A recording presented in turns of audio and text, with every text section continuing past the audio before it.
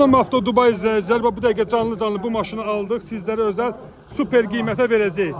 Maşında yoxdur. 2020-ci il 12-ci aydır. 2020 qardaşlar, 12-ci ay.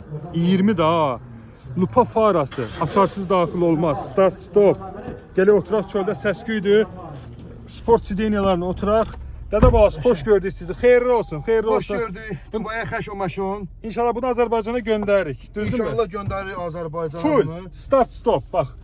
Zolaq tanıma, çarpışma önləyici, iki tərəfli multirolu, bir motor, avtomat korobka, qardaşım, avtomat korobkadır. Kondisioneri qoşum bir qəşəng sərinliyi versin. Bəh. Bu desən antiradardır bu. Hər şey var.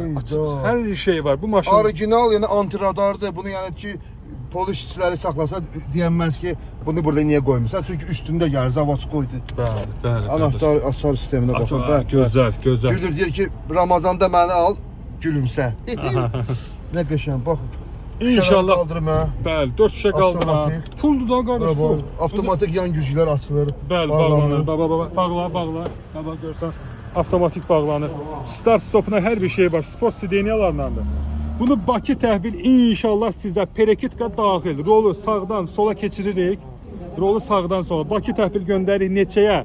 6400 dollar dədə balası. 6400 dollar, Allah xeyir versin. Öz mayasına göndər getsin.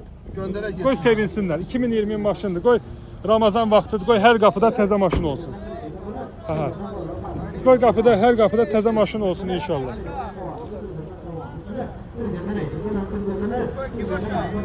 Kimə maraqlı olsa buyurun qardaşlar, əlaqə saxlayın. Bioda nömrə var. Biodakı nömrə ilə əlaqə saxlayın. Maşın budur. Perekitka daxil, yol pulu daxil. 6400-sə. Qardaş, buraxma əldən belə bir maşını, buraxma.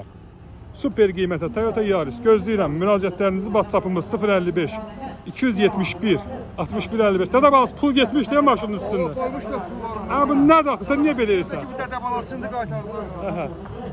Dədə balasının hörməti hər yerdədir.